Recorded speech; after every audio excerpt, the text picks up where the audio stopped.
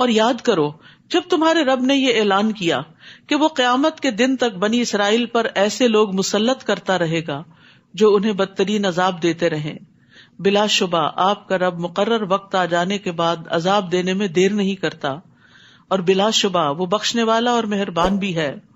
اور ہم نے انہیں ٹکڑے ٹکڑے کر کے زمین میں کئی گروہوں میں تقسیم کر دیا، ان میں سے کچھ تو نیک لوگ ہیں اور دوسرے ان سے مختلف ہیں، اور ہم انہیں اچھے اور برے حالات سے آزماتے رہے کہ شاید وہ اللہ کی طرف پلٹ آئیں۔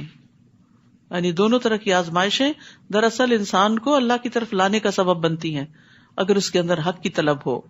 پھر ان کے بعد ناخلف لوگ زمین کے جانشین ہوئے جو کتاب کے وارث بن کر اسی دنیا کی زندگی کا مال سمیٹنے لگے۔ پہلے لوگوں کے بعد میں آنے والے بدترین جانشین تھے، جن کا جرم کیا تھا کہ وہ کتاب کے ذریعے زندگی کا سامان اور مال سمیٹتے اور کہتے کہ ہمیں معاف کر دیا جائے گا، اور اگر ویسا ہی دنیا کا مال پھر ان کے سامنے آئے تو اسے پھر لے لیتے ہیں۔ کیا ان سے یہ کتاب میں عہد نہیں لیا گیا تھا کہ وہ حق بات کے سوا اللہ سے کوئی بات منسوب نہ کریں گے؟ تو اصل میں اشارہ اس بات کی طرف کہ انہوں نے غلط فتوے دے کر لوگوں سے مال لیا، رشوتیں لی، اور یہ بات وہ پڑھتے بھی رہے اور جو کتاب میں مذکور تھی، اور آخرت کا گھر تو اللہ سے ڈرنے والوں ہی کے لیے بہتر ہے۔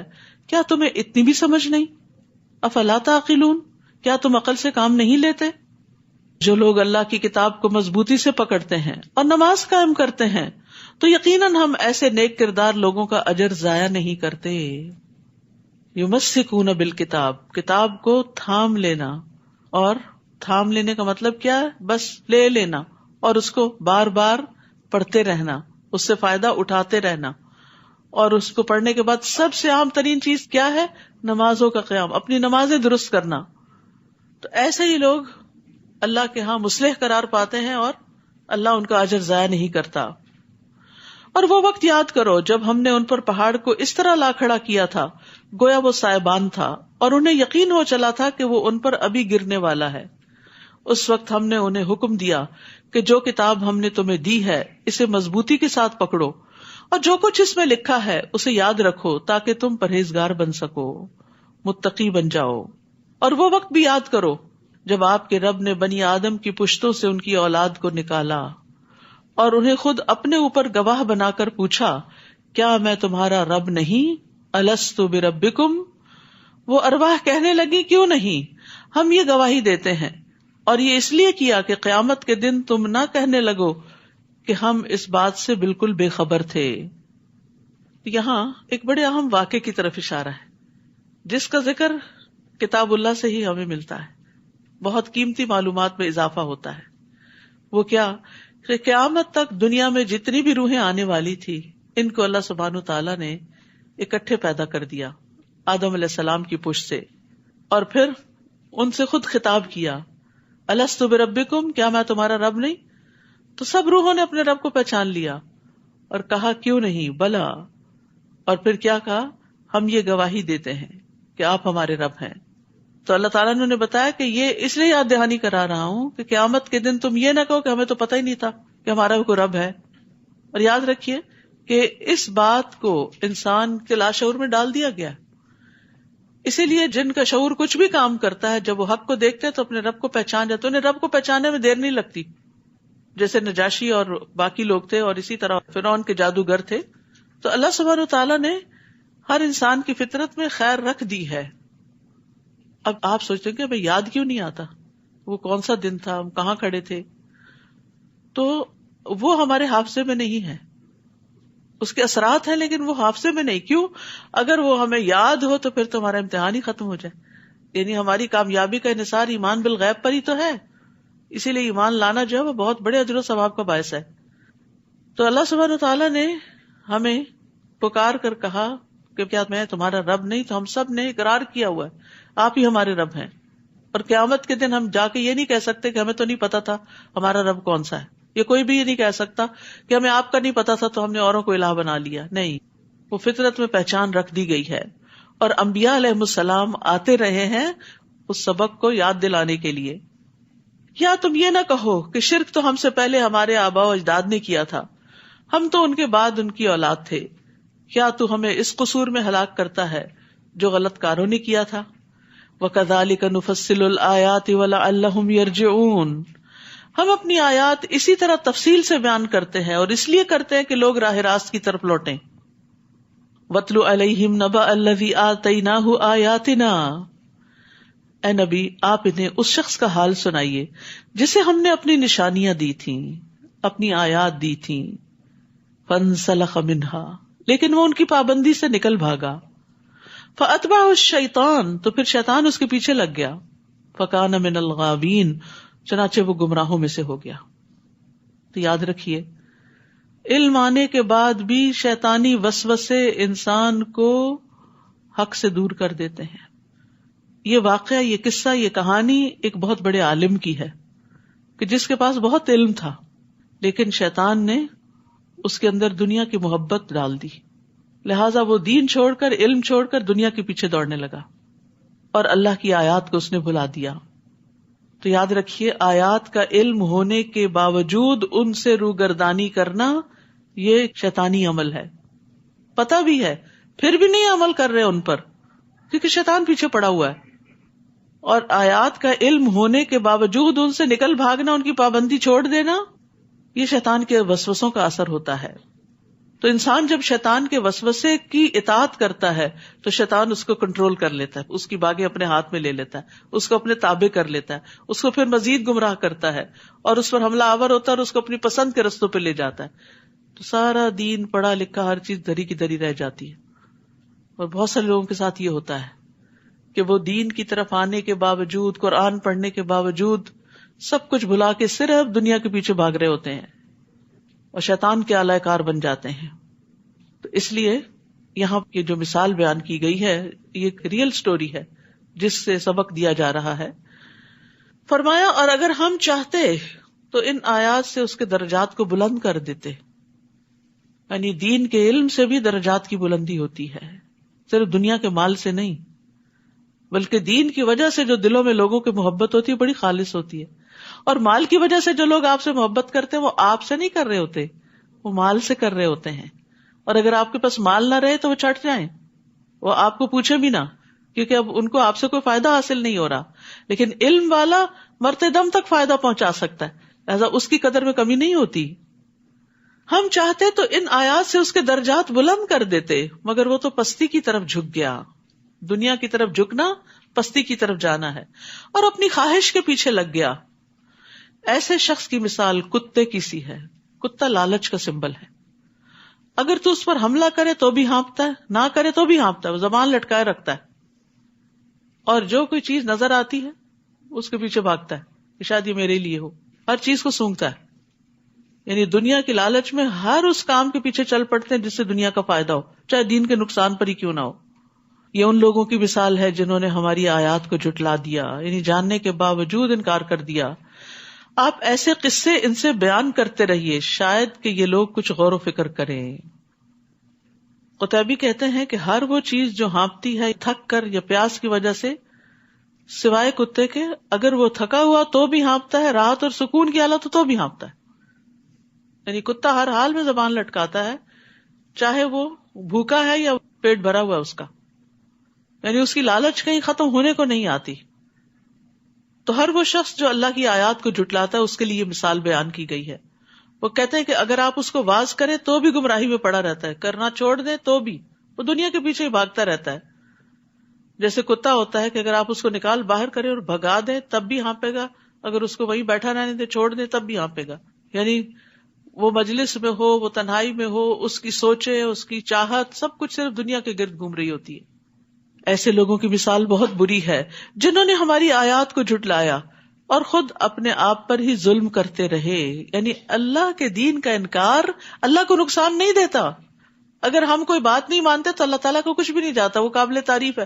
زمین اور آسمان کی ہر چیز اس کی تعریف بیان کر رہی ہے، ہر چیز، اس کو فرق نہیں پڑتا. لیکن اتنے بڑے خزانے کا انکار کرنے والے خود محروم رہ جاتے ہیں. اللہ جسے ہدایت دے وہی ہدایت پا سکتا ہے، اور جسے وہ گمراہ کرے تو ایسے ہی لوگ نقصان اٹھانے والے ہیں. وَلَقَدْ ذَرَأْنَا لِجَهَنَّمَ كَثِيرًا مِنَ الْجِنِّ وَالْإِنسِ. لہم قلوب لا یفقہون بہا ولہم اعین لا یبصرون بہا ولہم آذان لا یسمعون بہا اولئک کالانعام بل ہم اضل اولئک ہم الغافلون. بہت سے ایسے جن اور انسان ہیں جنہیں ہم نے جہنمی کے لیے پیدا کیا ہے. استغفر اللہ. ان کے دل تو ہیں مگر ان سے حق کو نہیں سمجھتے. دل ہے، حق نہیں ہے ان کے اندر، حق کو سمجھنے کی کوشش نہیں کرتے. آنکھیں ہیں لیکن ان سے دیکھتے نہیں، یعنی کائنات کی نشانیوں سے اپنے رب کو نہیں پہچانتے. کان ہے، اس سے سنتے نہیں، سچ بات سننے کے لیے، اللہ کا کلام سننے کے لیے ان کے پاس توفیق نہیں. ایسے لوگ چوپایوں کی طرح ہیں، انعام کی طرح ہیں، بلکہ ان سے بھی گئے گزرے. اور یہی لوگ غفلت میں پڑے ہوئے ہیں، یعنی غافل اس لیے کہ وہ اجر و ثواب کی طرف ہدایت نہیں پاتے. جانوروں کی طرح اس لیے کہ ان کا مقصد صرف کھانا پینا ہے، بلکہ ان سے بھی زیادہ بہکے ہوئے، کیونکہ جانور بھی فائدے اور نقصانات کو دیکھ لیتے ہیں اور اپنے مالک کی پیروی کرتے ہیں، لیکن یہ لوگ جانوروں سے بھی بدتر ہو گئے. تو یہاں پر دراصل ان لوگوں کو سکولڈ کیا جا رہا ہے کہ جو عقل، سمجھ، آنکھیں، کان، نگاہیں رکھتے ہوئے حق کو نہیں پا سکتے، ان کو حق کے لیے استعمال نہیں کرتے. ان سب آرگنز کو یا ان سب صلاحیتوں کو خواہشات کی پیروی کے لیے تابع کر رکھا ہے. یہ صرف خواہشات کی پیروی کے لیے استعمال ہو رہے ہیں. وَلِلَّهِ الْأَسْمَاءُ الْحُسْنَى فَادْعُوهُ بِهَا. اللہ کے اچھے اچھے نام ہیں، انہی ناموں سے اسے پکارا کرو اور انہیں چھوڑ دو جو اس کے ناموں میں کجروی اختیار کرتے ہیں. جو کچھ وہ کرتے ہیں جلد ہی انہیں اس کا بدلہ مل جائے گا. اللہ نے اپنے ناموں کو اچھا نام کہا ہے کیونکہ یہ سننے میں بھی اچھے. جب آپ اللہ کے نام اکٹھے سنتے ہیں تو دل کو بہت اچھے لگتے ہیں، اور پھر بولنے میں بھی اچھے لگتے ہیں. معنی بھی بہت اچھا ہے اور اس کے فائدے بھی بہت اچھے ہیں اس کے ساتھ اس کو پکارنے کے. تو مانگی جانے والی چیز کی مناسبت سے اللہ کو پکارنا چاہیے، یعنی اللہ کے اس نام کا ذکر کر کے اس سے وہ چیز مانگنی چاہیے جو آپ کی ضرورت ہے. جیسے آپ کہے اے رحیم تو رحم فرما، اے فیصلہ کرنے والے تو میرے لیے فیصلہ کر دے، اے رحمان تو مجھ پر رحمت فرما، اے رزاق تو مجھے رزق وافر عطا فرما. اگر کوئی رستے بند ہو گئے ہوں، یا فتاح میرے لیے خیر کے رستے کھول دے. تو یعنی اس نام اور کام کی مناسبت سے اگر اللہ کے نام لے کے پکارے تو انشاءاللہ دعائیں قبول ہوں گی. رسول اللہ صلی اللہ علیہ وسلم نے فرمایا اللہ کے 99 نیمز ہیں، یعنی ایک کم 100.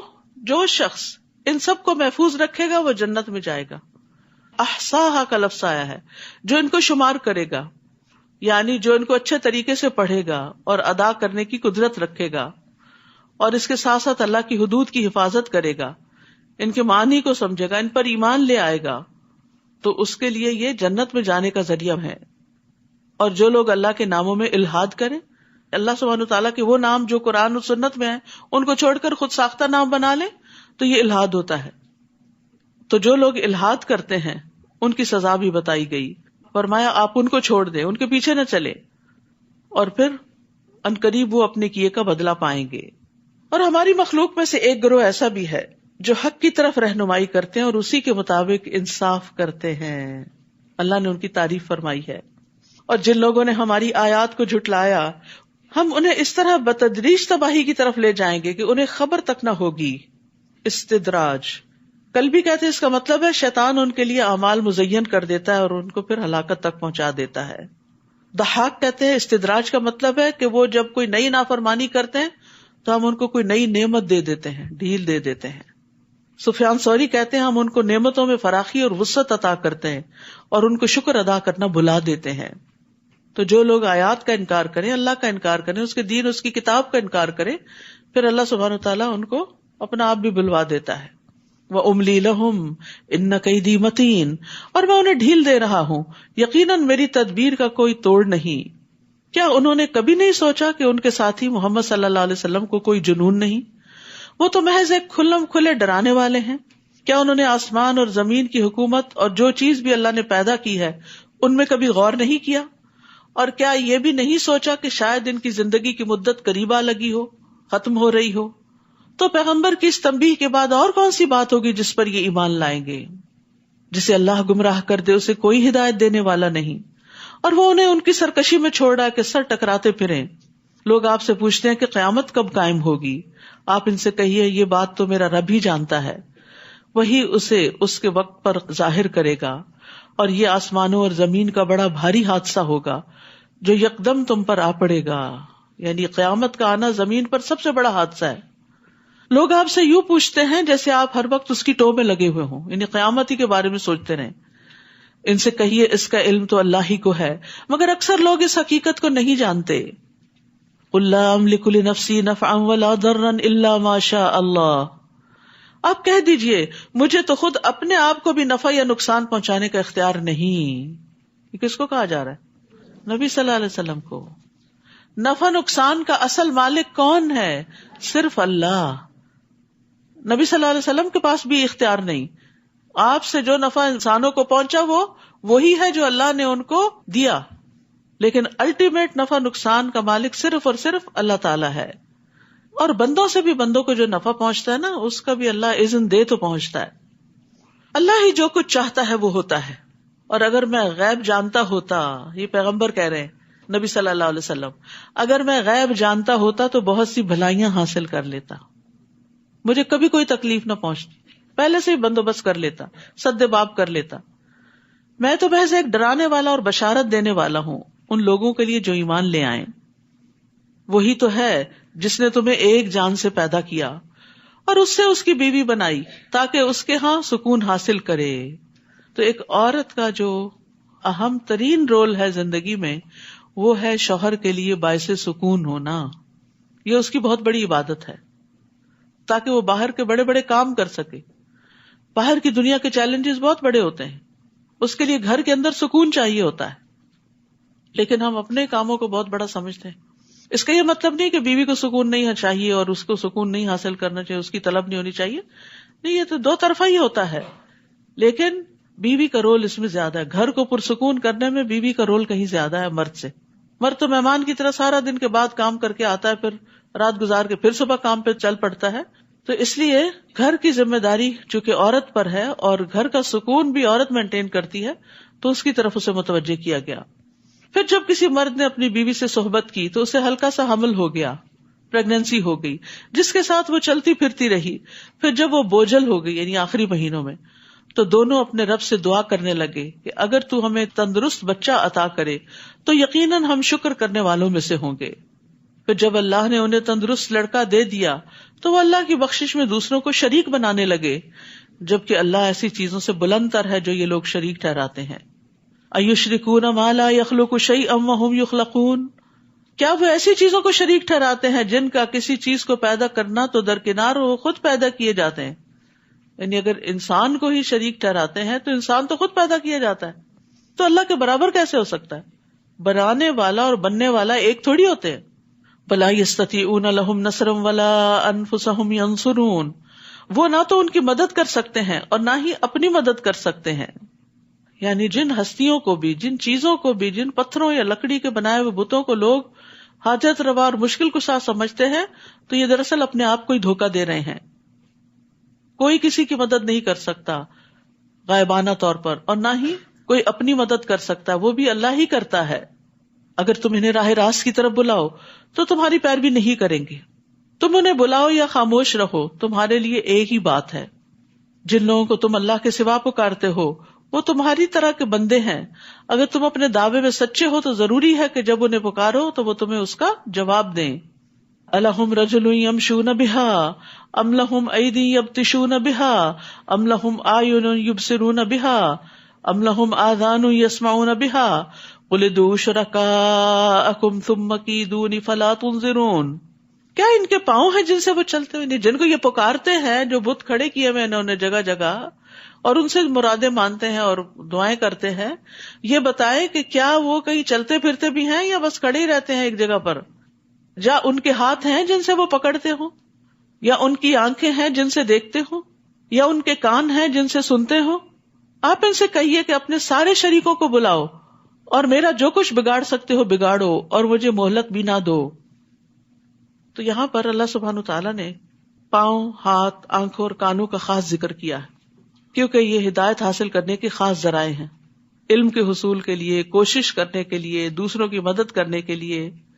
تو اس لیے کہا کہ غیر اللہ کے پاس تو یہ ساری فیکلٹیز ہی نہیں ہے، تو وہ تمہاری مدد کہاں سے کریں گے؟ ان ولی اللہ الذی نزل الکتاب وہو یتولی الصالحین، میرا تو سرپرست وہ اللہ ہے جس نے یہ کتاب نازل کی اور وہی نیک آدمیوں کی سرپرستی فرماتا ہے۔ اگر آپ چاہتے ہیں کہ اللہ آپ کا سرپرست ہو جائے، آپ کے سارے کاموں کو سنوار دے، تو اللہ سے دوستی کریں، اللہ کے قریب کرنے والے اعمال اختیار کریں۔ اور یہاں وعدہ کیا جا رہا ہے وَهُوَ يَتَوَلَّى الصَّالِحِينَ، اور جنہیں تم اللہ کے سوا پکارتے ہو وہ تمہاری کیا مدد کریں گے؟ وہ تو اپنی مدد بھی نہیں کر سکتے۔ تو یہ اللہ کی دی ہوئی رہنمائی ہے نا کہ کہاں سے مدد ملے گی اور کہاں سے نہیں ملے گی۔ وَإِن تَدْعُوهُمْ إِلَى الْهُدَى لَا يَسْمَعُوا، بلکہ اگر تم انہیں ہدایت کی طرف بلاؤ تو وہ تمہاری بات سن بھی نہیں سکتے۔ تمہیں ایسا نظر آتا کہ وہ تمہاری طرف دیکھ رہے ہیں، حالانکہ فی الواقع کچھ بھی نہیں دیکھتے۔ خذ العفو وأمر بالعرف وأعرض عن الجاہلین، اے نبی صلی اللہ علیہ وسلم درگزر کرنے کا رویہ اختیار کیجئے، معروف کاموں کا حکم دیجئے اور جاہلوں سے کنارہ کشی اختیار کیجئے۔ تو ہمارے دین نے ہمیں کیا سکھایا کہ ہم جاہلوں سے اعراض برتا کریں۔ اب یہاں اس کا تعلق خذ العفو وأمر بالعرف سے کیوں ہے؟ کیونکہ جب انسان نیکی کا کام کرنے جاتا ہے، کسی کو برائی سے روکتا ہے، کوئی نیکی تعلیم دیتا ہے، تو پھر کیا ہوتا ہے؟ لوگ اس سے الجھ پڑتے ہیں، کیونکہ وہ سمجھتے نہیں ہوتا کہ آپ کا کاز کیا، آپ کیا چاہتے ہیں۔ اور آپ میں سے بہت سے لوگوں کو اس کا اتفاق ہوا ہوگا کہ گھر پہ بات کی کوئی اچھی، یا کسی گیدرنگ میں کی، یا خاص طور پر کسی موقع پہ کی، تو کوئی نہ کوئی پیچھے پڑ گیا۔ اپنے گھر کو دیکھو، اپنے آپ کو دیکھو، ابھی ہم کہاں اس قابل ہوئے، وغیرہ وغیرہ۔ تو یہاں پر پہلے فرما دیا خذ العفو، جو بھی کوئی کہے گا اس کو معاف کرتے جانا ہے، پیچھے نہیں پڑنا اس کے، اور نیکی کا کام بتاتے رہیں، وأمر بالعرف، اور تیسری چیز وأعرض عن الجاہلین، جاہلوں سے اعراض برتے۔ وہ یہ نا جب عمر رضی اللہ عنہ کے پاس گئے تو کہنے لگے اے خطاب کے بیٹے، بس اللہ کی قسم نہ تو تم انصاف کرتے ہو، نہ ہمارے ساتھ کچھ سخاوت سے پیش آتے ہو، ہمیں کچھ دیتے بھی نہیں۔ تو عمر رضی اللہ عنہ یہ سن کر غصے ہوئے اور قریب تھا کہ اسے مارے۔ اس وقت حر نے ان سے کہا اے امیر المومنین، اللہ تعالیٰ نے اپنے نبی سے فرمایا ہے خذ العفو وأمر بالعرف وأعرض عن الجاہلین، بے شک یہ بھی جاہلوں میں سے ہے۔ اللہ کی قسم جب حر نے قرآن مجید کی تلاوت کی تو عمر رضی اللہ عنہ وہیں رک گئے، اور آپ اللہ کی کتاب کے سامنے گردن جھکا دینے والے تھے۔ اللہ کا حکم آ گیا، بس اس سے آگے مجھے نہیں بڑھنا۔ وَإِمَّا يَنزَغَنَّكَ مِنَ الشَّيْطَانِ نَزْغٌ فَاسْتَعِذْ بِاللَّهِ إِنَّهُ سَمِيعٌ عَلِيمٌ، اور اگر کبھی شیطان آپ کو اکسائے تو اللہ سے پناہ مانگیے، وہ سب کچھ سننے اور جاننے والا ہے۔ یعنی حق کے بارے میں اگر کوئی وسوسہ پیدا ہو جائے دل میں، تو میرے خیال ہے سب کو ہی کوئی نہ کوئی ایسا ایکسپیرینس ہوا ہوگا کہ اللہ تعالیٰ کے بارے میں، دین کے کسی حکم کے بارے میں، نبی صلی اللہ علیہ وسلم کے بارے میں شیطان نے کوئی نہ کوئی نیگیٹیوٹی ڈالی، تو اس وجہ سے پھر کیا کرو اس کا مقابلہ کرنے کے لیے؟ شک میں نہ رہو، نافرمانی نہ کرو، غصے میں نہ رہو، اریٹیٹڈ مت ہو۔ جب یہ چیزیں ظاہر ہوں تو شیطان کے شر سے پناہ مانگو، شیطان کے شر سے پناہ مانگو، شیطانی نزغ سے، کہ یا اللہ یہ میرا خیال نہیں، میں نہیں ایسے سوچتا، تجھے پتا ہے کہ یہ اچانک ہی میرے دل میں یہ بات ڈال دی گئی ہے، میں تیری طرف رجوع کرتا ہوں۔ تو یاد رکھیے کہ ایاک نستعین میں وسوسوں سے بچنے کی دعائیں بھی موجود ہیں، اور پڑھیے بہت فائدہ دیتی ہیں۔ کچھ لوگ اپنے آپ سے تنگ آ جاتے ہیں وسوسوں کی وجہ سے کہ ہم کریں تو کریں کیا۔ بہترین علاج ہے وہ وسوسوں کا، قرآنی آیات ہیں اس میں، مختصر سا ہے۔ ان الذین اتقوا اذا مسهم طائف من الشیطان تذکروا فاذا هم مبصرون، بلا شبہ جو لوگ اللہ سے ڈرتے ہیں، تقوی اختیار کرتے ہیں، جب کوئی شیطانی وسوسہ چھو بھی جاتا ہے تو چونک پڑتے ہیں اور فوراً صحیح صورتحال دیکھنے لگتے ہیں۔ یعنی ایمان والے وسوسے کو بھانپ جاتے ہیں، غور و فکر کرتے ہوئے اپنی غلطیوں کے مواقع کو دیکھ لیتے ہیں، لغزش کھا جائے تو فوراً توبہ کرتے ہیں، ہر شر سے بچنے کا ذریعہ اختیار کرتے ہیں، یعنی ذکر زیادہ کرتے ہیں۔ تو ذکر جو ہے یہ شیطانی حملوں سے بچاؤ کا مضبوط قلعہ ہے۔ یحییٰ علیہ السلام نے بیت المقدس میں بنی اسرائیل کو جمع کیا، جب مسجد بھر گئی تو وہ ایک ٹیلے پہ بیٹھ گئے، پھر اللہ کی حمد و ثنا کی اور فرمایا میں تمہیں کثرت کے ساتھ اللہ عز و جل کا ذکر کرنے کا حکم دیتا ہوں، کیونکہ اس کی مثال اس شخص کی سی ہے جس کا بہت تیزی سے دشمن پیچھا کر رہا ہو اور وہ ایک مضبوط قلعے میں گھس کر پناہ مانگے۔ اس طرح بندہ بھی جب تک اللہ کے ذکر میں مصروف رہتا ہے تو شیطان کے حملوں سے محفوظ قلعے میں بند ہوتا ہے. تو اس سے کیا پتہ چلتا ہے کہ وسوسوں کی کثرت ہو. بہت سے لوگ یہ ذکر اپنا کرتے ہیں، تقریب بتاتے ہیں، تو وسوسوں کی اگر کثرت ہونے لگے یا زیادہ ستانے لگے تو پھر ذکر بڑھا دیں. مخصوص ذکر بھی اور عام ذکر بھی. اور ان شیطانوں کے بھائی انہیں گمراہی میں کھینچے چلے جاتے ہیں اور اس میں کوئی کسر نہیں اٹھا رکھتے. اور جب آپ ان کے پاس کوئی معجزہ نہ لائے تو کہتے ہیں تم نے خود ہی کوئی معجزہ کیوں نہ منتخب کر لیا. آپ ان سے کہیے میں تو صرف اس چیز کی پیروی کرتا ہوں جو میرے رب کی طرف سے مجھ پر وحی کی جاتی ہے. یہ تمہارے رب کی طرف سے بصیرت افروز دلائل ہیں اور ہدایت اور رحمت ہے ان لوگوں کے لیے جو ایمان لاتے ہیں. وَإِذَا قُرِئَ الْقُرْآنُ فَاسْتَمِعُوا لَهُ وَأَنصِتُوا لَعَلَّكُمْ تُرْحَمُونَ. اور جب قرآن پڑھا جائے تو اسے غور سے سنو اور خاموش رہو شاید کہ تم پر رحم کیا جائے. تو جو لوگ چاہتے ہیں کہ اللہ کی رحمت آئے ہم پر، وہ پوری توجہ سے قرآن مجید سنا کریں. اور یہاں پر دو باتیں فرمائی گئی، فَاسْتَمِعُوا وَأَنصِتُوا. تو پہلا درجہ کیا ہے کہ انسان بات چیت چھوڑ دے، فون اٹینڈ کرنا چھوڑ دے اور اس طرح کے اور چیزوں سے قطع تعلق ہو جائے. اور صرف اتنا ہی کافی نہیں، اپنے ذہن کو بھی بھٹکنے سے بچائے، خود بھی خاموش رہے اور پوری توجہ سے دل و جان کو حاضر کر کے اللہ کے کلام کو سمجھنے کی فکر کرے. تو قرآن سنتے وقت کان لگا دینے چاہیے، شور و غل سے بچنا چاہیے، پاس بہت زور زور سے باتیں نہیں کرنی چاہیے. ابن عثیمین کہتے ہیں جب کسی انسان کے پاس قرآن پڑھا جا رہا ہو تو اس کے لیے جائز نہیں کہ وہ غافل اور بے خبر ہو، یعنی اس کو سمجھ بھی ہو کہ کیا بات ہو رہی ہے، یا کسی اور سے گفتگو کر رہا ہو، بلکہ اسے چاہیے کہ وہ کان لگا کر اور چپ ہو کر سنے تاکہ اسے اللہ کی رحمت حاصل ہو. وَاذْكُر رَبَّكَ فِي نَفْسِكَ تَضَرُّعًا وَخِيفَةً وَدُونَ الْجَهْرِ مِنَ الْقَوْلِ بِالْغُدُوِّ وَالْآصَالِ وَلَا تَكُن مِّنَ الْغَافِلِينَ. اور اے نبی اپنے رب کو صبح و شام دل ہی دل میں عاجزی، خوف کے ساتھ اور زبان سے بھی ہلکی آواز سے یاد کیجیے، اور ان لوگوں میں سے نہ ہو جائیے جو غفلت میں پڑے ہوئے ہیں. یہاں دو تین چیزیں بڑی اہم ہیں. نمبر 1، صبح اور شام رب کا ذکر کرنا. تو یہ جو مسنون اذکار ہیں جو نبی صلی اللہ علیہ وسلم سے ثابت ہیں، صبح و شام کی دعائیں وہ لازم پکڑ لیں، اس میں حفاظت کی دعائیں بھی ہیں. پھر دوسری بات یہ کہ صبح بھی دعائیں مانگنی چاہیے اور شام کو بھی مانگنی چاہیے. تیسری بات یہ کہ دل میں عاجزی ہونی چاہیے دعا مانگتے وقت. یہ نہیں کہ دل میں کہ میرے پاس بڑی دولت ہے اور میں تو ایسا اور ایسا کر دوں گا، ایسی باتیں دل سے نکال دیں. اور پھر عاجزی کے ساتھ اور خوف کے ساتھ اور زبان سے بھی ہلکی آواز کے ساتھ اللہ کو یاد کریں، اور ان لوگوں میں سے نہ ہوں جو غفلت میں پڑے ہوئے ہیں. تو دعائیں مانگتے ہوئے خشوع و خضوع بڑا ضروری ہوتا ہے. اللہ تعالیٰ اس دل کی دعا نہیں سنتا جو غافل ہو، جو مشغول ہو کسی اور چیز میں اور منہ سے کر رہا ہو دعا. تو حاضر دل سے دعا کرنی چاہیے. رسول اللہ صلی اللہ علیہ وسلم نے فرمایا اللہ سے قبولیت کے یقین کے ساتھ دعا مانگا کرو اور جان لو کہ بے شک اللہ غافل اور لہو و لعب میں مشغول دل کی دعا قبول نہیں کرتا. اور پھر پورے یقین اور اعتماد کے ساتھ دعا کرنی چاہیے. یہ نہیں کہنا چاہیے اللہ تو اگر چاہے تو معاف کر، نہیں چاہتا تو نہیں، اللہ تو معاف ہی کر، کیونکہ معافی ہی ہماری ضرورت ہے. ان الذین عند ربک لا یستکبرون عن عبادتہ ویسبحونہ ولہ یسجدون. اور جو لوگ فرشتے آپ کے رب کے ہاں موجود ہیں وہ کبھی اس کی بندگی سے اکڑتے نہیں، وہ اس کی تسبیح کرتے اور اس کے آگے سجدہ کرتے ہیں. سجدہ تلاوت ہے، سجدہ تلاوت جو ہے وہ سنت ہے.